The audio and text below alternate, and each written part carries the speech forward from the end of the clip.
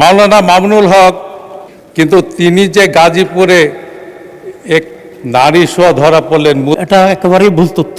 উনি কোনো বিবাহ করেন নাই, গাজীপুরের কোনো জায়গায় এরকম কোনো ঘটনা ঘটে নাই। যেটা হ্যারেস করা হয়েছিল নারায়ণগঞ্জ, ওনাকে উনি বিয়ে করেছিলেন এবং এটা এখন এস্টাবলিশ আছে।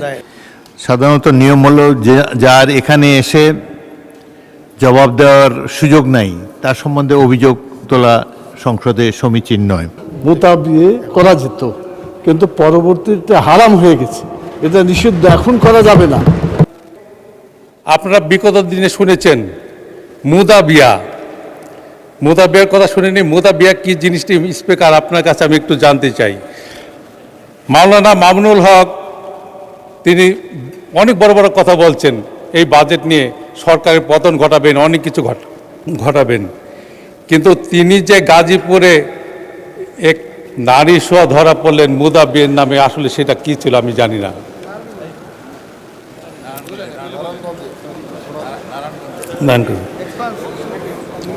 ছাত্র শিবির নেতা জিসান,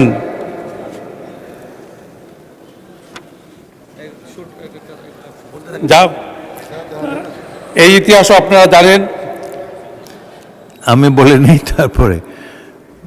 মাননীয় সদস্য, অপ্রাসঙ্গিক কোনো বিষয় বক্তব্যে না নাই ভালো। একজন রাজনৈতিক নেতার পরকীয়া সম্পর্কে আপনি মন্তব্য করেছেন। সাধারণত নিয়ম হলো যে যার এখানে এসে জবাব দেওয়ার সুযোগ নাই তার সম্বন্ধে অভিযোগ তোলা সংসদে সমীচীন নয়। 2 নম্বর, আপনারা মুতা বিয়ে সম্পর্কে আমার কাছে কেন জানতে চাইলেন? আমাকে কি এক্সপার্ট মনে হয় এসবের ব্যাপারে? মুতা বিয়ে হলো সম্ভবত কেউ যদি বিদেশে যায়, বিদেশে অবস্থানকালে হয়তো টেম্পোরারিলি 1 মাসের জন্য বিদেশে গেল, আগের কালে নিয়ম ছিল 1 মাসের জন্য তিনি একটা সোকল্ড বিয়ে করতে পারতেন বা একজন পার্টনার খুঁজে নিতে পারতেন, এটাই আমার ধারণা। তবে এগুলো নিয়ে সংসদে আলাপ আলোচনা না হয় ভালো।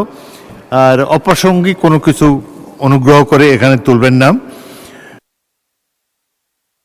এর কোনো দরকার নাই। মাননীয় উপনেতা, আপনি কি বলতে চান? আমি তো কি মুতা বিয়েতে এক্সপার্ট নাকি? আপনি বলেন। মুতা বিয়েতে আমি এক্সপার্ট না, তবে কনসেপ্টের ব্যাপারে আমি জানি। প্রথম কথা হচ্ছে, মাননীয় স্পিকার আপনি খুব রাইটলি বলেছেন, যিনি এখানে উপস্থিত নাই তার ব্যাপারে এ ধরনের আলোচনা তো এখানে হওয়ার সমীচীন না। আমি আশা করি, আর মামুনুল হক সাহেবের ব্যাপারে যে তথ্য দিয়েছে এটা একেবারেই ভুল তথ্য। উনি কোনো বিবাহ করেন নাই, গাজীপুরের কোনো জায়গায় এরকম কোনো ঘটনা ঘটে নাই। যেটা হ্যারেস করা হয়েছিল নারায়ণগঞ্জ, ওনাকে উনি বিয়ে করেছিলেন এবং এটা এখন এস্টাবলিশ আছে। তা বিয়ে করার তো জায়েজ আমিরে জামা, মাননীয় স্পিকার। তো আমি চাইব যে এটা আপনি এক্সপান্ড করবেন। পার্লামেন্টের রেকর্ডে এই ধরনের ভুল তথ্য এবং ভুল বক্তব্য থাকা উচিত হবে না। ধন্যবাদ মাননীয় স্পিকার। মাননীয় উপনেতা কি চিফ হুইপ বলবেন? বলেন। স্পিকার, যা অসংসদীয় এবং সমীচীন নয়, বিফিটিং দেখায় না। মাননীয় স্পিকার, আপনাকে অনুরোধ করছি সেটা মানে প্রসিডিংস থেকে এক্সপান্স করার জন্য। ধন্যবাদ। মাওলানা মামুনুল হকের এই বিষয়ে আলাপ করা সংসদের কার্যবিবরণীতে আসার কোনো প্রয়োজন নাই। এবং তাছাড়া এখনও কিন্তু এটা আমি বলার ইচ্ছা ছিল না, তিনি তার অবস্থান পরিষ্কার করতে পারেন নাই। যাই হোক, এটা নিয়ে আলাপ আলোচনা করার কোনো দরকার নেই। মুজিবুর রহমান সাহেব কি বলবেন এই সম্পর্কে? বলেন না কিছু। এটা একজন রাজনৈতিক নেতার জীবনের অন্ধকার অংশ, এখানে এখানে আলোচিত হোক, এটা চাই না আমরা। এই বিষয়ে বলেন না, অন্য কোনো কিছু বলবেন? Point of order. মাননীয় স্পিকার, ধন্যবাদ। আমি প্রথমত ধন্যবাদ জানাই মাননীয় প্রধানমন্ত্রীকে, যিনি এই প্রসঙ্গটাকে স্টপ করার জন্য ইশারায় মাননীয় সংসদ সদস্যকে নির্দেশ দিয়েছে। দ্বিতীয় যেটা, আপনার মন্তব্য এটা সঠিক। এক সময় ছিল মুতা বিয়ে করা যেত, কিন্তু পরবর্তীতে হারাম হয়ে গেছে, এটা নিষিদ্ধ, এখন করা যাবে না।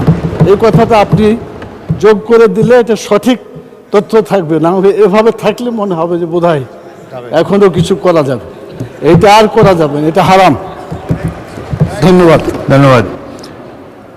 মাননীয় সদস্য মোহাম্মদ শহীদুল ইসলাম ফরিদপুর 4, আপনার সময় 10 মিনিট।